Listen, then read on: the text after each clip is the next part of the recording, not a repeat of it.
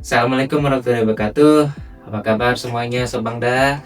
Semoga pada sehat, pada semangat ya. Dan yang penting selalu produktif. Kembali bersama saya Bawono Satriadi di Sobangda TV Podcast. Tempat kita bahas yang santai tapi bermanfaat. Dalam episode kali ini kita akan bahas sesuatu yang kedengarannya agak teknis, tapi percaya deh, ini penting untuk masa depan kota-kota kita. Namanya MFSA. Nah, MFSA ini adalah merupakan salah satu hal yang penting yang dikerjakan oleh proyek NUDP.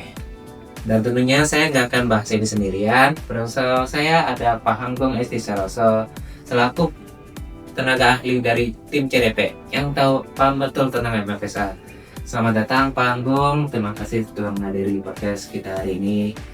Nah, dan sebelum bahas lebih dalam, bisa jelasin ke Sobangda apa ini sebenarnya MFSA? Halo juga Mas Bawono. Iya. Halo juga Sobangda semua. Terima kasih sudah mengundang saya. Jadi apa yang dipertanyakan dari Sobangda, tim Sobangda ini terkait dengan MFSA ya? Ya. Jadi MFSA itu adalah merupakan salah satu instrumen penting untuk menilai suatu kota yang dimana itu adalah metode penilaian mandiri untuk kota tersebut, dimana untuk mengukur juga kinerja keuangan di daerah tersebut khususnya kota, ya kan? Nah, ini adalah salah satu persyaratan yang diminta oleh World Bank atau Bank Dunia untuk digunakan di seluruh negara di dunia ini. Jadi metode-metode tersebut sudah dibuat metode penilaiannya oleh Bank Dunia. Gimana caranya untuk memakai instrumen tersebut ya? Jadi instrumen tersebut dipakai untuk menganalisis khususnya dari laporan keuangan, karena di sini kita akan menilai kinerja keuangan suatu daerah khususnya kota, ya kan? Yang jelas untuk menganalisis kesehatan atau kinerja suatu kota itu harus menggunakan laporan keuangan yang digunakan yang telah diaudit oleh auditor independen di negara kita. Tidak akan sama negara-negara lain, kota lain juga tidak akan sama ya. Jadi hasil ini akan menghasilkan beberapa analisis rasio yang memberikan gambaran keuangan kota tersebut. Artinya kinerja keuangan tersebut akan menentukan masa depan kota tersebut. Begitu Mas Bawono. Wah, oke. Jadi MFSA ini memang bisa dianggap tes kesehatan untuk keuangan kota ya? Ya. Oke. Tapi saya dengar ada perubahan dalam instrumennya ya? Ini bisa diceritakan apa aja perubahannya dan kenapa? Ya, betul. Jadi NUDP ini umurnya sudah masuk tahun kedua, ya kan? Jadi di mana suatu proses dimanapun itu penyesuaian itu selalu ada. Tidak hanya peraturan-peraturan yang berlaku saat ini apapun itu, sehingga ada penyesuaian. Apa itu yang disesuaikan? Utamanya instrumen, ya kan? Forum evaluasi keuangan yang membahas isu permasalahan di 3 aspek khususnya di keuangan. Di situ ada pendapatan, belanja, dan pembiayaan di masing-masing daerah tersebut, ya kan? Dan kita akan menambahkan di sini adalah rekomendasi apa yang dibutuhkan atas hasil evaluasi kinerja keuangan tersebut, ya kan? Lalu ada pula kita menyederhanakan, tidak membuat rumit jadinya kan ya. Dari beberapa penilaian yang sekian banyaknya akan kita kurangi untuk memberikan tambahan fokus untuk melakukan evaluasi kinerja tersebut.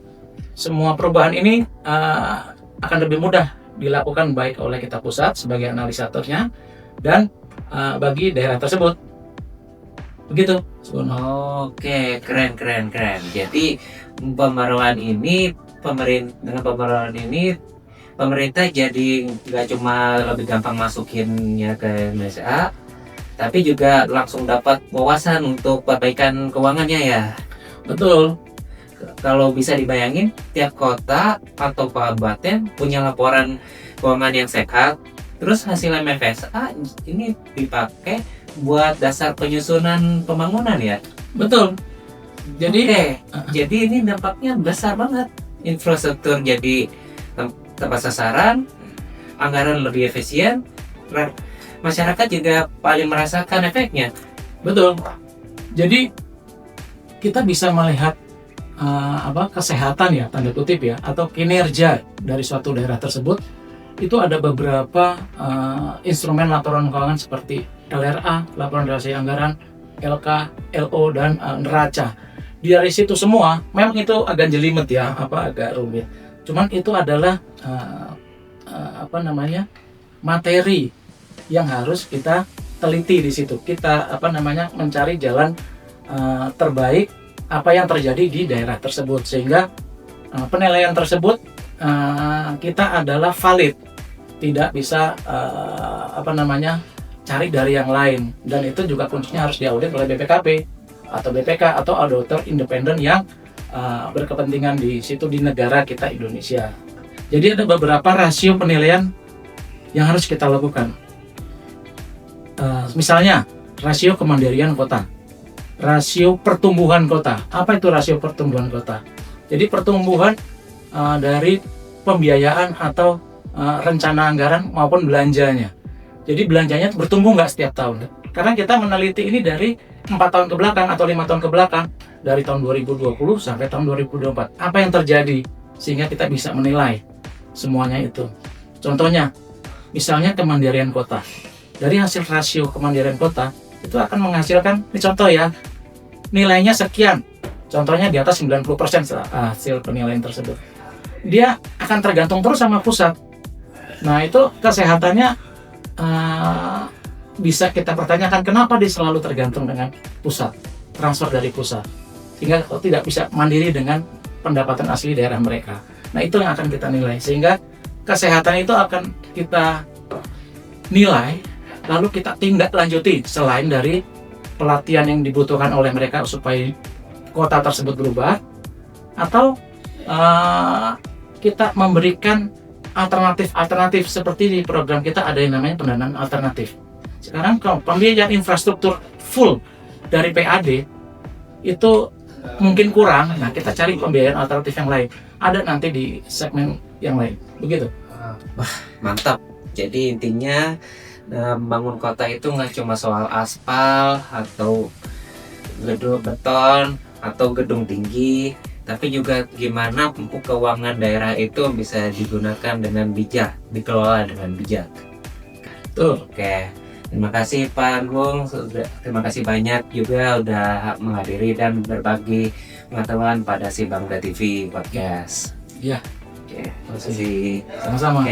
Oke, Sebangda. Sekian dulu obrolan tentang MFSA. Semoga bermanfaat dan buka wawasan. Jangan lupa untuk ikuti untuk episode seterusnya dan dengan topik-topik seputar pembangunan daerah. Sampai jumpa di video berikutnya. Assalamualaikum warahmatullahi wabarakatuh. Sama.